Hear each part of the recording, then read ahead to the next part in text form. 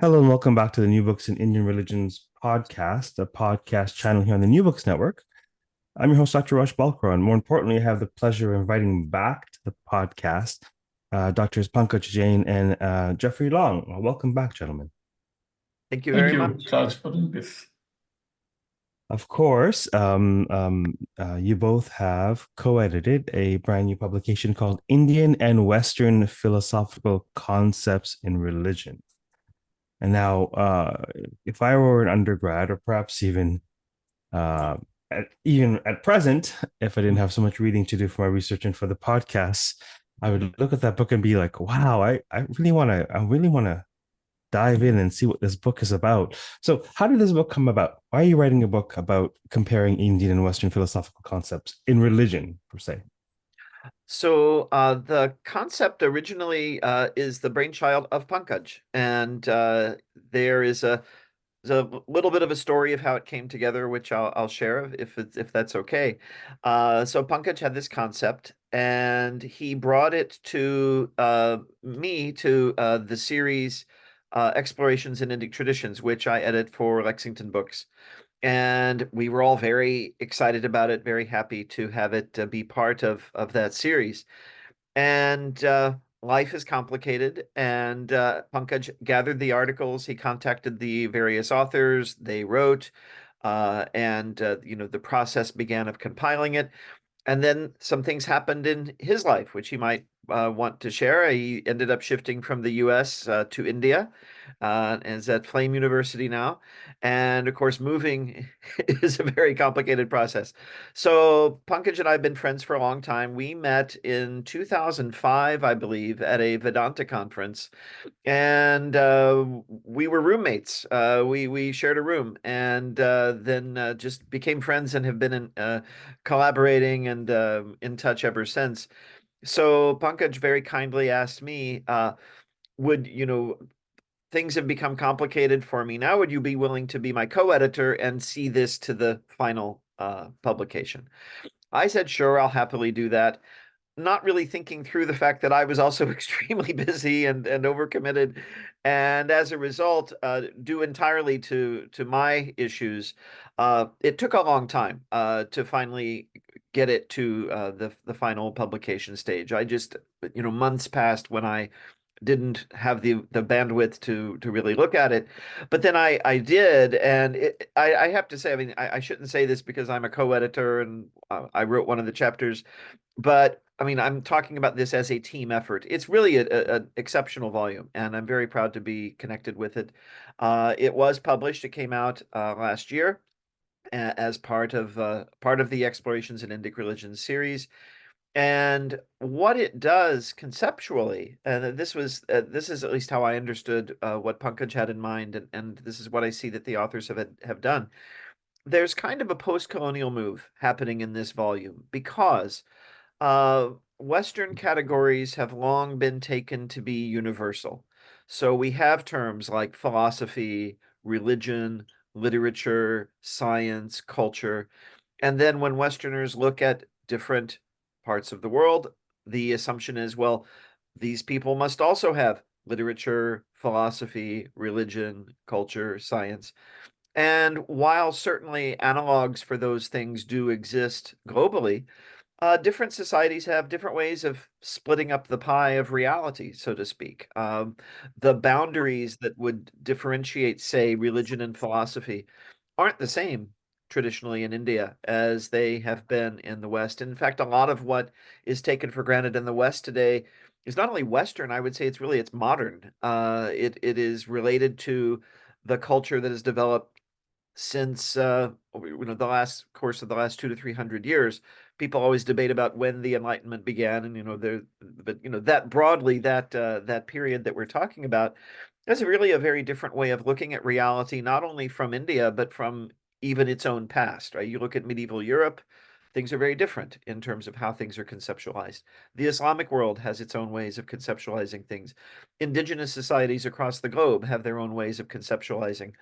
So we thought these Indian categories or Indic categories, South Asian categories, however, whatever term you want to use, these have their own integrity. They have their own insights that they yield if we use them as lenses for looking at reality. Why don't we bring these into conversation with some of these Western concepts rather than simply taking for granted the supremacy of Western categories? Let's have these categories, let's flip that a little bit. Let's see what it would be like if we utilized concepts drawn from the Indic traditions in a theoretical way, analogously to the way various theories, social theories, and so on are used in the Western conversation, and what would that yield? And so you have the book, as I see, is a series of experiments in doing just that.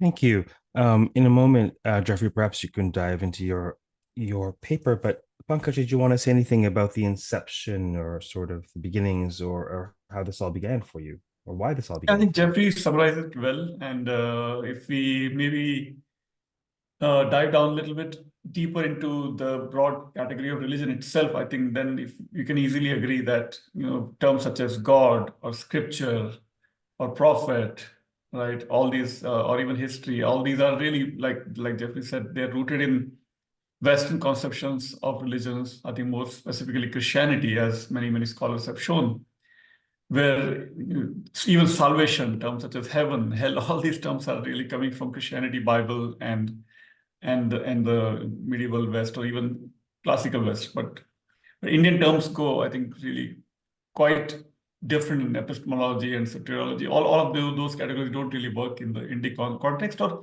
broadly speaking, non-Western context. So that's what we do.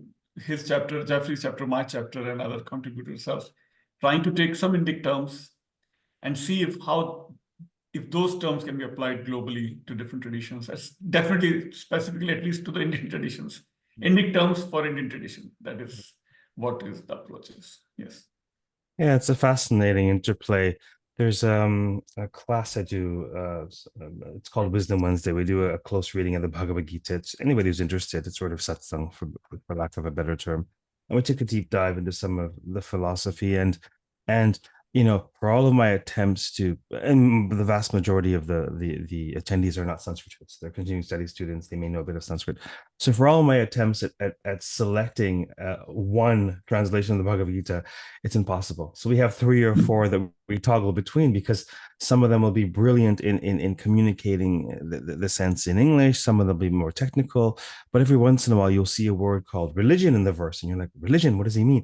And they're translating dharma as religion. Mhm. Very And bad.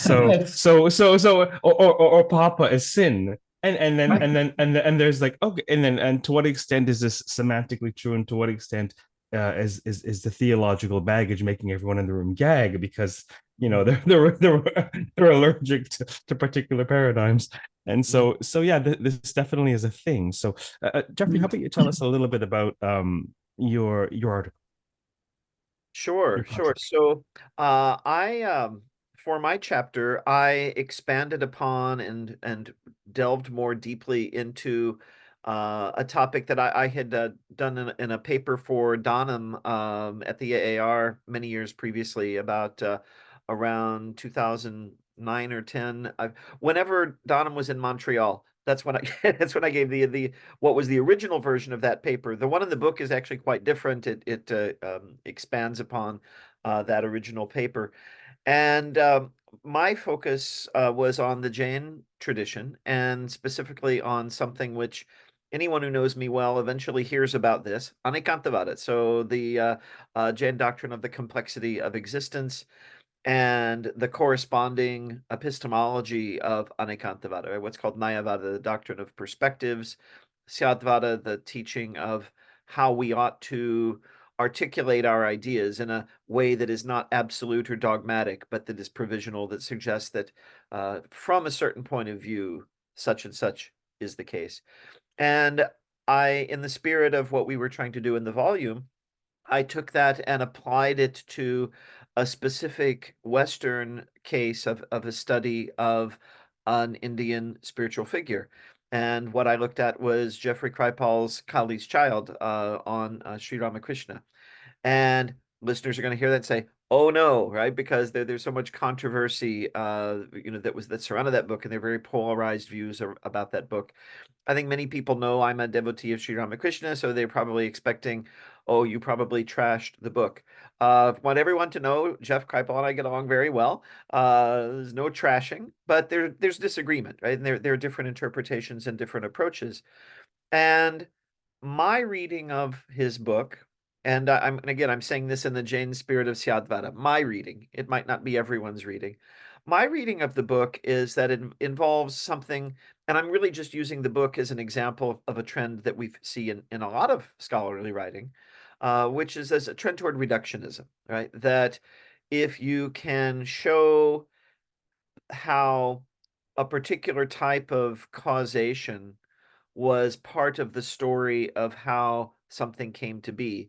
Other words, psychological elements, which of course is the focus of Kripal's book, economics, power struggles, politics, gender issues.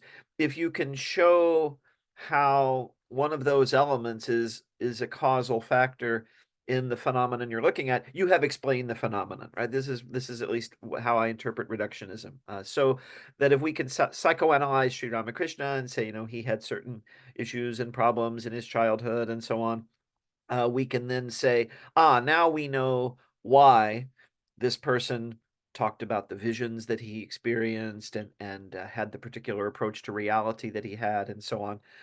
Now, certainly, I think there's abundant scope for studies which look at all of these various dimensions of things that we look at, right? I mean, the psychological factors are there, economic factors are there, political factors are there.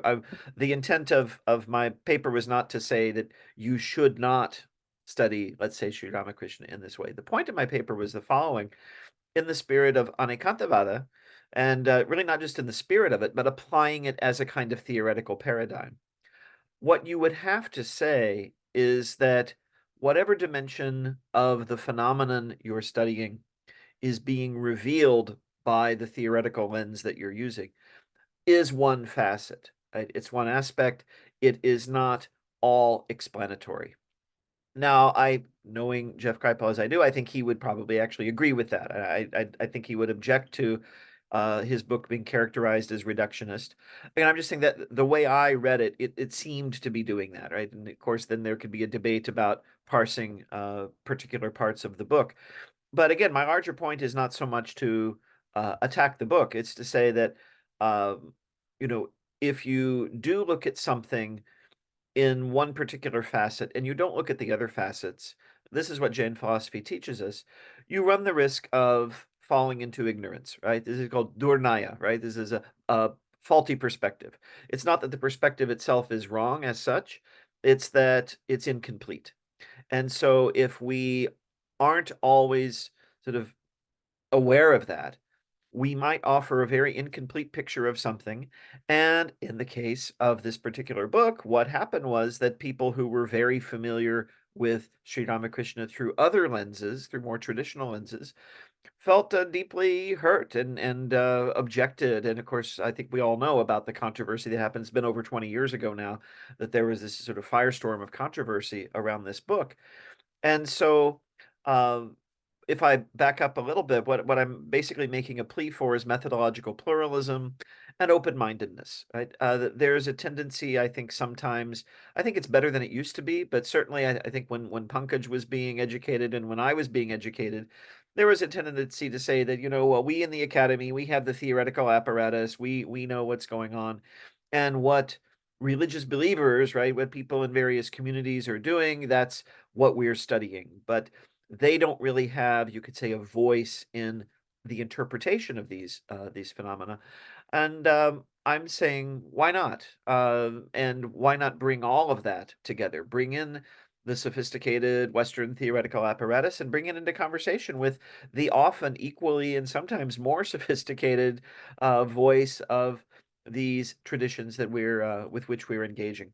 So Anekantavada is something that I have what I've uh, tried to do in my article is suggest that this is not only an ancient Jain epistemological model, but it's one that could be fruitfully used by scholars, that it can undergird a methodological pluralism that would be, just as incisive, just as critical as what we do now, but that would also be able to bring in many more perspectives and perhaps make what we do not exactly more accessible, but that there would be a real conversation between, let's say, the perspectives of practitioners and the perspectives of people who are in the academy. And of course, there are those of us who are in both worlds. So that's the vantage point from which I'm saying, well, you can bring these together. And if you think of an analogy with the West, if you think of the way some Catholic theologians, for example, have delved into and drawn upon postmodern thought in their theologies and done some really marvelous work in that regard. There's no reason, I think, that as long as we're sufficiently attentive to we're not again reducing, let's say, the lens of the Indic tradition to whatever is happening in the academic world, but really engaging it as a kind of intellectual resource and partner in the same way that one would draw upon the work of, oh, I don't know, French philosophers or something of that sort, right?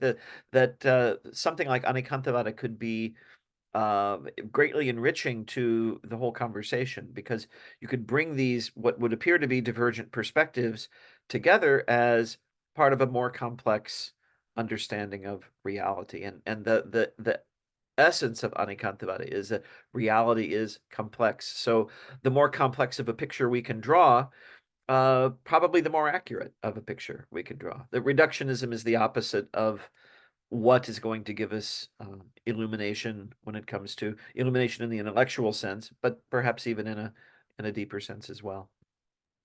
Yeah, there are a number of fascinating and pertinent themes afoot in the particular case that you're looking at, or the data or the argument you're making, but more broadly, the extent to which, when we venture out and study religion, quote unquote, whatever that means, to what extent, and there have been a number of theorists over the last few decades, a couple in particular who would advocate being very clear that it is your job to produce knowledge on this tradition, and there's sort of a bit more perhaps of a delineation between quote unquote subject and object, and merely just regurgitating or representing what you see is just the bare minimum. And really the study of religion entails being clear about your categories and your findings, and et cetera, et cetera, et cetera. And then, of course, the world is changing, and no one is advocating doing poor scholarship, but we are advocating being perhaps good citizens as well as good scholars, perhaps exactly. good people as well as good scholars, yeah. and hearing what others have to say, hearing how others have thought about their traditions, and having that. The last interview that I recorded was actually with Laurie Patton on Who Owns Religion, and she uses Jeffrey Kripal's book as one of her case studies. So it really is a fascinating and timely deliberation. Now, for those listening, Jeffrey's contribution was one of four in the second part of the book, called Hindu, Buddhist, and Jain Theories for Religion. So now that we've had this contribution on a theory of religion, Pankaj, do you want to say a little bit about your chapter in that section? Sure, yeah. So I come from a little bit even another world, if I can add, the world of the Indian languages. So my mother tongue, I grew up speaking, thinking, not English. I grew up speaking, thinking, talking, writing, reading Hindi. Hindi is my mother tongue. Now, the Hindi words are really the Indian terms. We never use the word religion at all, right? Because we are using Hindi. And even today, now that I'm back in India, right, for last couple of years back in India, so we never use the word. Now with globalization, Indian English terms are entering more and more, but the terms that we are using in all Indian languages, by the way, not just Hindi, the word used is dharma for religion. What we end up translating is religion in English. But if you talk to a native Tamil speaker, Telugu speaker, Malayalam speaker, Gujarati speaker, Bengali, Marathi, Hindi, Bhojpuri, Odia, on and on and on. All over India, all over Indian languages, the word used is dharma. And I did actually a little bit of fieldwork, kind of an exercise, where I asked all these people who are native speakers of all these different Indian languages, not just Hindi. Everybody is using the word dharma with very similar interpretations, very different from religion. Yeah. Then when I was doing my research during my PhD, I came up with a book co-edited by Jeffrey Kirpal's teacher, Wendy Doniger. And in that book, she edited that volume, and in that volume, there's a chapter by Waitman and Pandey. They did a similar survey with Hindi and how dharma word is used in Hindi. What they found is very interesting. It matches with my observations. That dharma has three meanings. Dharma does have the idea of religion or spirituality and rituals and so on. But dharma also connects with physical characteristics of natural elements such as fire and earth and air. And so in Hindi and Indian languages, we say Vayu Dharma. That is the physical characteristics of wind. Yeah. Right? We can't say air religion. Can we say that in English? That would be such a mess up. Or earth religion. We can't say that. But in Indian languages, we say Prithvi Dharma. What is Dharma of Prithvi? To rotate, to create seasons, to create day and night. That is the Dharma of Prithvi. Prithvi means earth. Dharma of air, Vayu Dharma. Dharma of fire, to burn. Right? So all these, so that is the second dimension of the meaning of the word dharma. First is religion, spirituality, rituals. Second is physical characteristics. Third is ethics. It is Arjuna's dharma to fight. It's an ethical duty because of his whatever situation that he was born into or whatever qualities that he had. So dharma has these three intersecting realms of interpretations: physical characteristics, spirituality and rituals, and ethical duties. Those are the three intersecting meanings that we completely lose if we stick with the word religion. That is what I deal in my chapter. I show the entire history, chronological development of this term dharma, how in the Rig Veda, dharma comes by replacing rhythm. Rhythm most likely gave us the word rhythm in English, cosmic rhythm. Right? So in Purush Sukta 1090.90, we find the first ever reference to the word dharma that replaces the term rhythm. Cosmic rhythm becomes dharma. So dharma is cosmic rhythm in the Rig Veda. So completely different interpretation. The whole universe of interpretation opens up when we think from Indian languages, Sanskrit, Hindi, and other Indian languages. Then dharma enters the Buddhism and Jainism's realm, and there dharma becomes the moral teachings of the Buddha. In Jainism, dharma simply is non-violence, ahimsa paramo dharma, right? And on and on. So all of these interpretive strategies we have to apply and use. And good news is that even English language, like we already all know this, English language has been importing many terms from so many different languages, including Sanskrit. So in Oxford Dictionary of English, we have these terms dharma, karma, and dharma, karma, and yoga. These are now official English terms. So we should, even if we are writing, reading, teaching in English, we should always use the Indic terms such as dharma, karma, and yoga, because those are English terms now, official English terms. That has been my sort of mini campaign over many years, and that's what I tried in my dissertation and then my book, first book, second book. First book is about, I intentionally did not name my book Religion and Ecology. I called it Dharma and Ecology. Dharma and Ecology of Hindu Communities, not religion. The second book, Dharma and Science, not religion and science. So religion and science have been at loggerheads for centuries in the West, right? Athens and Jerusalem have been always in conflict for centuries and centuries. What if they replace religion with dharma and science? Are they in conflict? Not so much, not at all, because many discoveries, so-called scientific discoveries, were done by dharmic people, were done by ascetics, sannyasis, or other thinkers.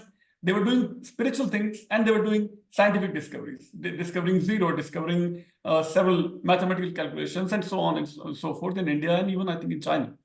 So that is what I do in my book, in my chapter, and largely my, like I said, first two books and dissertation. But I can go on and on, but we'll wait for your next question, Raj. And The first section, the first of the two sections, is regarding epistemological encounters. Mhm. Let's say a word about this. You can be specific with particular contributions. You can just be more general. But this is, I think, is extremely important in laying the foundation for. I think it elucidates the purpose of the book and the reach of the book, and also at the same time helps to uncover the need for it or the types of issues that are at stake. So what is this about epistemological encounters, East and West? Do you want to? Yeah, if you want to try, yeah, go ahead, sir. Oh, okay. So I'll say, if I'm recalling correctly, because it's been a while since I exactly looked at the book, but I think Al Collins' piece on Sankhya and psychology is part of that section, if I'm remembering correctly. I think as I recall that being fairly early in the book. Yes, there it is, chapter 2. Okay, I'm happy to see that my memory is correct. So, well, all three of those chapters, but I'll Al's is especially vivid in my mind. Um, so he does a very deep dive into the categories of Sankhya and makes a case that you have here a comprehensive model for studying culture, right? That one can look at culture, and he has a very strong background in psychology as well. And he says you can look at culture, you can analyze experience very thoroughly using the categories of the Sankhya Yoga Darshana, the Sankhya Yoga philosophical outlook. And this chapter, I think, is really a great example of what the book is trying to do. And in terms of your question, Raj, about epistemological encounters, right? Epistemology, the theory of knowledge, this is really, this kind of goes to the heart of everything, because what are we trying to do as scholars? We're trying to generate knowledge, right? We're trying to gain, we're trying to acquire and disseminate knowledge. And as you could see, sort of just paging through Al's chapter, he's showing how the various categories of Sankhya can operate as lenses for the analysis of experience, and really experience of any kind. Again, that sort of boundary of religious and secular, or religion and science, and so on, is not a category that Sankhya or yoga utilize, right? They don't. And it's not because, well, they're in one of those paradigms and not the other. No, this is a completely distinct discourse from what Westerners have called religion and what Westerners have called science. It is Sankhya and Yoga.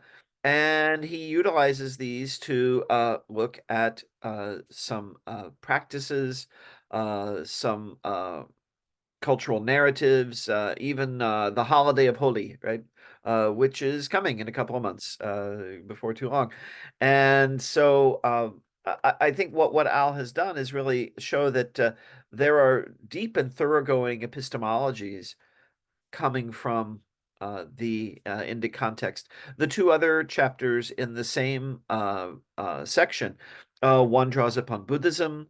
There's been a lot of work done on Buddhist epistemology, of course, through the years. That this, in particular, focuses on the question that our book is centered around, and the other is focused on the concept of lila, coming from the Vaishnav tradition, Carlson's chapter. And they all three do make sort of this very similar move of how particular categories arising from Indic contexts are perfectly good for, I mean, they're illuminating, right? They can be used in the analysis of phenomena. They have their own epistemic virtues, we could say, things that they are uniquely enabled to yield as concepts. And so our understanding is enriched if we utilize these. And so those chapters are sort of clustered into that section because their focus is this idea of epistemology, right? That what is knowledge? How do we acquire it? And these all three traditions discussed, Sankhya Yoga, Buddhism. The Buddhism chapter is actually first, and then of course the Vaishnav tradition. They all have their own insights to contribute to all of this. And it's interesting observation of Buddhism too. Boutier's article, the first one on Buddhism. It's a fantastic article. It's really a nice entry point into the volume. And as I mentioned, there almost seems to have been Buddhism almost in some ways seems to be an exception when we look at how Western scholarship tends to look at the Indic traditions. That Buddhism has been taken very seriously by neuroscientists, by physicists. I mean, all kinds of people are very eager to engage with Buddhism. We don't see that happening so much with the various traditions that fall under the label Hindu, Sankhya, Yoga, etc., Vedanta. And the Jain tradition is only now, I think, coming onto the radar of a lot of people in the West. But Buddhism has long been engaged in this way, I would say, something closer to an equal level by the Western scholarship. That there's been more of a tendency to take its categories seriously as categories. And of course, one more of those Sanskrit words that Pankaj mentioned that have come into English is nirvana. So that's part of that history. Zen, right, coming, which is actually the Japanese pronunciation of Chan, which is the Chinese pronunciation of dhyana, right, meditation. So all of these actually are part of the Indic conversation, and so I'm really glad we have a strong Buddhist piece there as well to really underscore that. Who's the book for? Who would most benefit from this book? I think we have this courses such as theory and methods to study religion at various levels, at undergrad level, grad level. I think that's where the book would be ideally fit. But I think even broadly speaking, even going beyond religion, categories of social science, theories of social sciences will also be, I think, very enriched if we take a look at this book's chapters. I think. And Jeff can add more. Yeah. Yeah, I think it's primarily a book for other scholars. And Mhm. I wouldn't want to dissuade anyone from reading it. Mhm. Person, undergrad, anyone, I think, because the articles themselves individually are interesting. If you want to get, if you want to understand Sankhya and Yoga, Al Collins's article is fantastic. If you want Mhm. to Yes, get a very good. grasp Yes. on Buddhism, Buddhism is there. If you want to get a grasp on what is this concept of dharma, Pankaj's article is there, and is excellent for that. So in some sense, the individual pieces also are part of what Can recommend be the. read yeah, separately. Yes. Yes. I would see the volume as a whole as a kind of a how-to guide, maybe, not to be too pretentious, but for scholars who want to navigate this territory in a way that's more culturally sensitive and more attentive to the fact that these other lenses exist and deserve as much engagement and validation as the sort of dominant Western categories. And it's not only a matter of trying to sort of level the playing field or do this kind of post-colonial move. It is that as well. But it's also that we learn then from these categories, right? They illumine things that would not Yes. otherwise be so obvious. Very nice summary, Jeff. Yes. Excellent. Is there anything else about the volume that you hope we touch on today? Pankaj, any thoughts I on think that? we covered it well. I think there are two more pieces on Buddhism. One is by a scholar in Thailand, Soraj Hongla, and Yes. then one John Clammer. He's right here in India also. So John Clammer deals with Mahayana Buddhism and social sciences. Suraj Hongla from Thailand deals with anthropology and religious studies through Buddhist lens. Mm-hmm. Then we have one chapter on the concept of Leela, the so-called divine play. It's so difficult to translate these terms. Leela is Leela. Leela is not exactly play, but there is a chapter by Karl Olson on the Leela in Vaishnavism, one of the Yes. subsects of Hinduism. So that's how that can be developed as a category in social science. And I think other chapters Jeff has already summarized. So some fascinating, innovative chapters which you don't find anywhere else. And So highly exactly. And interesting. Yes. because there is this sort of popularity of Buddhism, I think relatively speaking in the West, we do have strong chapters on Buddhism. So we could say to promote the book, we say, "Come for the Buddhism, stay for the Hindu and Jain chapters." All right, Get those, get those as well. And then Pankaj's chapter, he's being modest, but it really kind of underpins the whole volume in a sense. I mean, that's the vision that underlies the various essays. And in talking about the category of Dharma, Pankaj ranges across the Dharma traditions, right? It's not focused on one specific, it's not focused on Vaishnav or Sankhya or Vedanta or Jain or Buddhist tradition. It really kind of spans this usage across those traditions. Fascinating. Well, thank you very much for appearing on the podcast today. Thank you, Raj, for doing this once again. Great Thank you for inviting seva. us. Thank you. Thank you. Thank you. I think this might be my 5th time on your podcast. I was thinking of the books we've done before, and I was wondering if I get a jacket like in Saturday Night Live when you have the 5 timers club, the guest host. Yeah, But mine is also, I think, third or fourth. Yes. yeah. So A frequent flyer miles or something like that. There should be. I would, if I'd have to double check, pull up the because there have been over 300 at this point, but I'm Wow. fairly certain that you are the most you've been on the most times of any other guest on the podcast. I could wow. almost bet money on it. Wow. I'll have to create some sort of distinction. You could put it in your email signature. Most appeared on the Indian Most Resilience appearing podcast. on the New Books Network. Well, I'm grateful, Raj, Great to seva, great seva. be invited, and I'm grateful to Pankaj for inviting me to be part of the project Of course. initially Yeah. as a Thanks, contributor, Jeff. but then as co-editor, and I just I'm thinking of all those emails I sent to Pankaj and to the various contributors saying, it's coming, I'm on it, and here it is. And As Jeff, we promised. did another great project, the Encyclopedia of Indian Religions for Springer. That also we Oh, completed that's right. with your That's help. So right. maybe we'll talk about that with Raj on some other That's right. episode. That's right. Oh, that's Yes. such a massive project. But yes, we Springer were. Encyclopedia of Hinduism, basically. Yes. Yeah, there So was. this is something you're working on now. No, we No, already published that also it's last been year. published. It's the Arvind Sharma is the editor in chief of the Springer Encyclopedia of Indian Religions, and it's massive. There were 2 thick volumes on Buddhism and Jainism. I was co-editor of that. We have 2 thick volumes. The title is a little controversial. Hinduism and Tribal Religions. Yes. I don't know, Pankaj, if you experienced this. I was taken to task by a couple of people online about, you shouldn't try to separate them. They're part of Hinduism. And then you have other people adamant that why are you lumping them in with Hinduism? And I told everybody, I'm just the editor. I just come with the title. But there's a lot of really good scholarship in those. Yes, definitely. So I'm very happy with it. Yeah. Okay, well, we will have to speak about that. Sure. We'll have to cover that as well. Yes. I mean, it's called Encyclopedia of Indian Religions. How could it not be covered on New Books in Indian Religions? Exactly.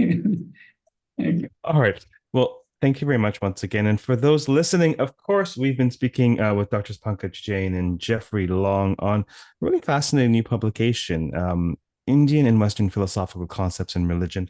Until next time, keep well, keep safe, keep reading, keep listening, and keep contemplating the ways in which, categories may be mutually informative, East and West. Take care.